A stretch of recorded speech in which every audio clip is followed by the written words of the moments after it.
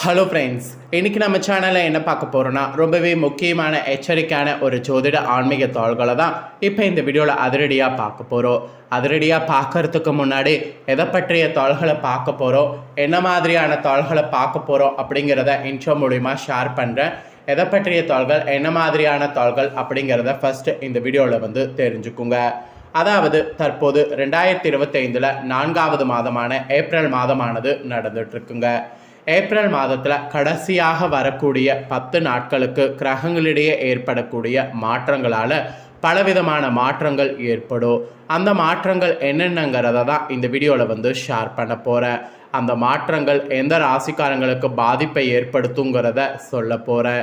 So இந்த video மீன ராசிக்காரங்களுக்கான special video. மீன ராசிக்காரங்க இந்த ஒரு வீடியோவை ஸ்கிப் பண்ணாமல் பாருங்கள். உங்களோட ராசிக்கு என்ன பலன் கிடைக்கும் அப்படிங்கிறத தெளிவாக இந்த வீடியோவில் தெரிஞ்சு இந்த பலன்களுக்கேற்ப நடந்து பலன் பெறுங்க. ஆக்சுவலி இப்போ ஏப்ரல் மாதத்தில் தமிழ் மாதமானது சித்திரை மாதமானது பிறந்து நடந்துகிட்ருக்கு. சித்திரை மாதங்கிறது மிகவும் முக்கியமான மாதமாக கருதப்படுது.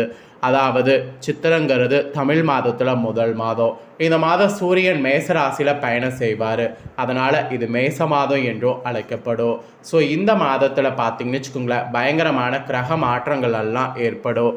அதனால் ஒவ்வொருவருக்குமே தலையெழுத்து மாறும். ஸோ ஏப்ரலுடைய கடைசி 10 நாட்கள் என்னெல்லாம் நடக்குங்கிறத உங்கள் ராசிக்கு நீங்கள் தெரிஞ்சு அதற்கேற்ப நடந்து பயன்பெறணும்.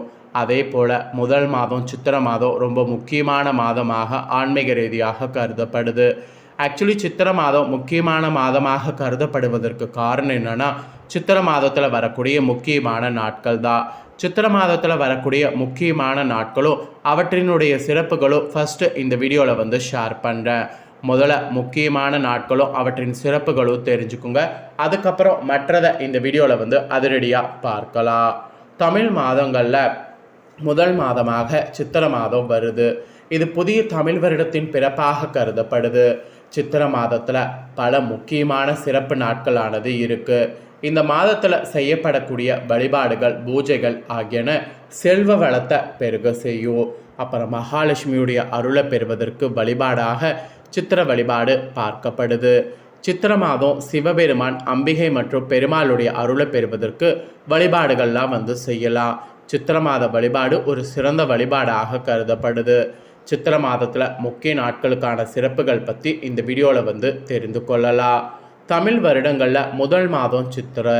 சூரிய பயணம் சித்திரை மாதத்தில் முதல் ராசியான மேசத்தில் தொடங்கி ஒவ்வொரு ராசியாக சஞ்சரித்து 12வது ராசியான மீனத்தில் சஞ்சரிப்பார்.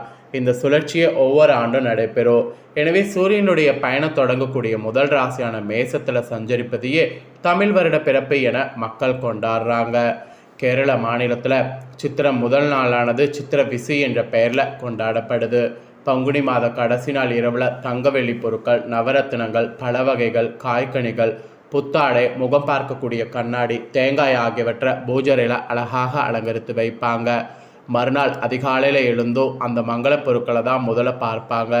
இதனால் அந்த ஆண்டு முழுவதும் செழிப்பாக இருக்கும் என்ற நம்பிக்கையானது இருக்குது. இதுதான் சித்திரையில் ஃபஸ்ட்டு விசேஷம். அப்புறம் ரெண்டாவது விசேஷம் சித்திரையில் சித்ரா பௌர்ணமி சொல்லலாம். சித்திரை மாதத்தில் சித்திரை நட்சத்திரத்தில் சிவபெருமான் தங்க பலகையில் சித்திரம் ஒன்றினை வரைவார். அதிலிருந்து சித்திரகுப்தன் தோன்றினார். இந்த நாளில் நாம் சித்திரகுப்தனுக்கு விரதம் இருந்து எங்கள் பாவ கணக்கை குறைத்து மேற்கொண்டு பாவம் செய்யாமல் இருக்க வழித்துணையாக இருப்பாய் என்று வேண்டிக் கொள்ளணும். அப்புறம் தமிழ்நாட்டில் காஞ்சிபுரத்தில் சித்திரகுப்தனுக்கு தனி ஆலயம் இருக்குது. சித்ரா பௌர்ணமியில் இவருக்கும் இவருடைய மனைவி கர்ணிகாவுக்கும் அபிஷேக ஆராதனைகளோடு திருமண விழாவும் சிறப்பாக நடைபெறும். இந்த மாதத்தில் வரக்கூடிய சித்ரா பௌர்ணமி அதனாலேயே மிக விசேஷமானது. இந்த சித்ரா பௌர்ணமி என்று நிலவின் முழு வெளிச்சத்தில் பூமியின் சில பகுதிகளில் ஒரு வகை உப்பு வெளிவரும். இது பூமிநாதம் என சித்தர்கள் அழைப்பாங்க. இது மருத்துவத்துறையில் இன்றும் பயன்படுத்தப்படக்கூடிய ஒரு முக்கியமான பொருள். சித்ரா பௌர்ணமியை தொடர்ந்து சித்திரையில் வரக்கூடிய ரெண்டாவது விஷயம் மதுரை சித்திரை திருவிழா தான். சித்திரை மாதம் என்றாலே மதுரை மக்களுக்கு கொண்டாட்டம் தான். இந்த மாதம் முழுவதும் மீனாட்சி திருக்கல்யாணம், அழகர ஆற்றில் இறங்குவது என பல விசேஷங்கள் உண்டு. மீனாட்சி திருக்கல்யாணத்துக்கான அண்ணன் அழகர் சகலவிதமான ஏற்பாடுகளோடு புறப்படுவார். தான் செல்வதற்கு முன்பே மீனாட்சி சொக்கநாதர் திருமணம் நடந்துவிட்டது எனக்கூடிய தாள்கள் வைகைக்கரை அடையும் போது அவருக்கு வந்து சேரும். கோபத்தோடு ஆற்றில் இறங்கிய அவர் அப்படியே வண்டியூர் போய்விடுவார். அழகர் ஆற்றில் இறங்குவதற்கான வெளியூர்லேருந்து மக்கள் அலையலையாக வருவாங்க. அதனால் இந்த ஒரு மதுரையில் இந்த திருவிழா சித்திரையில் ரொம்ப ஃபேமஸுங்க. அப்புறம் சித்திரையில் அடுத்ததாக வரக்கூடிய ஃபேமஸான விஷயம் என்னென்னா அக்ஷய திருதி. அக்ஷய திருதி என்பது சித்திரை மாதத்தின் வளர்பிறையில் 3வது நாளான திருதியில் கடைபிடிக்கப்படுது. அக்ஷயம் என்றால் எப்போதும் அல்லல்ல குறையாத என பொருள்படும். அதாவது இந்த நாளில் செய்யப்படக்கூடிய நல்ல செயல்களுக்கான தான தர்மங்களால் அல்லல்ல குறையாத அதிக பலன் நமக்கு கிடைக்கும். பார்வதி தனது பிறந்த வீட்டுக்கு வந்தது, பரசுராமர் அவதரித்தது இந்த நாளில் தான். அக்ஷய திருதி அன்று உங்கள் ராசிக்காரங்க தயிர் சாதம் தானம் செய்திங்கன்னா உங்களுக்கு ஆயுளானது பெருக்கும். இனிப்பு பொருட்களை தானம் செய்திங்கன்னா திருமண தடையாகலும். உணவு தானியங்கள் தானம் செய்திங்கன்னா விபத்துக்கள் அகால மரணம் போன்றவை ஏற்படாது. கால்நடைகளுக்கு தீவனம் அளித்தால் வாழ்வு வளம் பெறும். இதெல்லாம் இந்த நாளில் நீங்கள் செய்ய வேண்டிய முக்கியமான தானங்கள். ஆக்சுவலி அக்ஷய திருதி நாளில் தங்கம் வாங்கினால் இல்லத்தில் செல்வம் குவி என்பது ஐதீகம். சித்திரையில் வரக்கூடிய அக்ஷய திருதி அன்று வசதி படைத்த மீன ராசிக்காரங்க தங்கம் வாங்குங்க. தங்கம் வாங்க முடியாது என்று இருக்கிறவங்க ஏதாவது மங்கள பொருட்கள் வாங்குங்க. மஞ்சள், உப்பு இந்த மாதிரி கூட வாங்குங்க. இதனால் குடும்ப செல்வ செழிப்போடு திகழும்.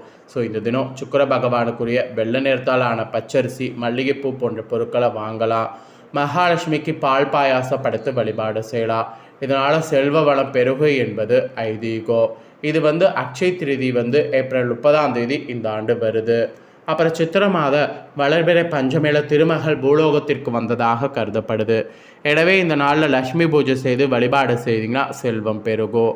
அப்புறம் சித்திரை மாத வளர்பிறை அஷ்டமியில் அம்பிகை அவதரித்ததாக கருதப்படுது. இந்த நாளில் புனித நதிகளில் நீராடுவது சிறப்பாக கருதப்படுது. ஸோ இந்த நாட்கள்லாம் இந்த சித்திரையில் ரொம்ப விசேஷம், மிஸ் பண்ணக்கூடாது.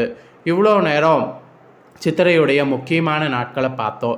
இப்போ ஏப்ரலுடைய கடைசி 10 நாட்கள் என்ன நடக்குங்கிற விஷயங்களை உங்களோட ராசிக்கு சொல்ல போகிறேன். என்ன மாதிரியான பலன் நீங்கள் பெற போகிறீங்க அப்படிங்கிறத உங்களோட ராசி நட்சத்திரத்துக்கு நீங்கள் தெரிஞ்சு பயன்பெறுங்க. மீன ராசிக்காரங்க புரட்டாதி 4ஆம் பாதம், உத்திராடதி, ரேவதி இந்த நட்சத்திரத்தில் பிறந்தவங்களுக்கு கணிப்பு கரெக்டாக இருக்கும். ஆக்சுவலி பிறர் செய்ய முடியாத சவாலான காரியங்களை சாதித்து காட்டக்கூடிய வல்லவர்களாக நீங்கள் கலகலப்பாகவே பழகினாலும் காரியத்தில் கரராக இருப்பீங்க. இப்படி இருக்கக்கூடிய மீனராசி அன்பர்களுக்கு இந்த மாதம் கடைசி 10 நாட்கள் சொல்லால் மகத்துவம், செயலால் புகழ், கீர்த்தி ஆகியன ஏற்படும். வீடு, மனை, வாகனம் ஆகிய இனங்களில் பராமரித்து பணிகள் செய்வதற்கு முன் யோசித்து செய்யணும். தந்தை வழி சார்ந்த பங்காளி உறவு என்ற அமைப்பில் வருபவர்கள் உங்களுக்கு சில நிர்பந்தங்கள் தருவாங்க. அவங்க வகையில் கவனத்தோடு செயல்படுவதால் சிரமங்களை தவிர்க்கலாம் என்பது உங்கள் ராசிக்கு எச்சரிக்கையாக சொல்லப்பட்டிருக்கு. அப்புறம் உத்தியோகத்தில் இருக்கக்கூடிய உங்களுக்கு பெற்றோருடைய மூலமாக வேலை கிடைக்கும். உங்களோடு வேலை செய்பவர்களோட அனுசரணையாக செல்லணும். வீணான பிரச்சனைகளும் மனக்குழப்பங்களும் வேண்டாம். நீங்கள் செய்யக்கூடிய உத்தியோகத்தில் சிறந்து விளங்குவீங்க, அதை மட்டும் ஞாபகம் வச்சுக்கோங்க. அப்புறம் வியாபாரக்காரங்களுக்கு செய்து வரக்கூடிய தொழிலில் சிறப்பான பலன்கள் காணலாம். கடந்த காலத்தை கூட விட இப்போ கூடுதல் லாபம் கிடைத்தாலும் தொழிலை விரிவுபடுத்துவதற்குண்டான வேலைகள் இப்போது ஆரம்பிக்கலாம். தொழில் நிமித்தமாக சிலர் தூரதேச பயணம் மேற்கொள்ள வேண்டியது வரும். அதனால் மேற்கொள்வது ரொம்ப ரொம்ப நல்லது என்பது குறிப்பிடப்படுது. பெண்கள் உடல்நலனில் மிகுந்த அக்கறை செலுத்த வேண்டும். கணவரை விட்டு பிரிந்தவர்கள் கணவரோடு மீண்டும் சேர்வீங்க. உங்களுடைய கணவருக்கு உங்களால் அனுகூலம் உண்டாகும். குழந்தை பாக்கியமானது கெட்டும்.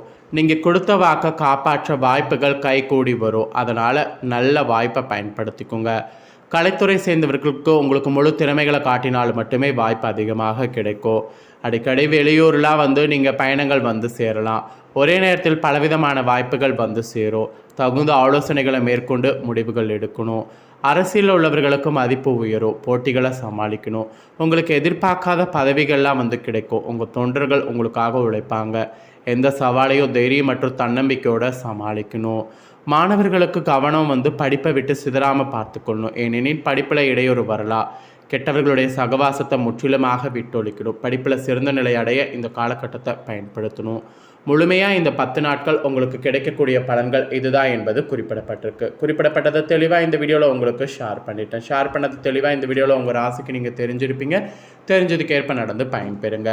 நீங்கள் இதை பார்த்து தெரிஞ்சு பயனடைகிறது போல் உங்கள் ஃப்ரெண்ட்ஸ் ஃபேமிலியில் இருக்கிறவங்களும் பார்த்து தெரிஞ்சு பயனடையணும்னு நினச்சிங்கன்னா வீடியோ லைக் பண்ணி ஷேர் பண்ணுங்கள். நெக்ஸ்ட்டு இதே போல் சுவாரஸ்யமாக வேறொரு புதிய வீடியோவில் உங்களை சந்திக்கிறேன். சப்ஸ்கிரைப் பண்ணுங்கள். நன்றி.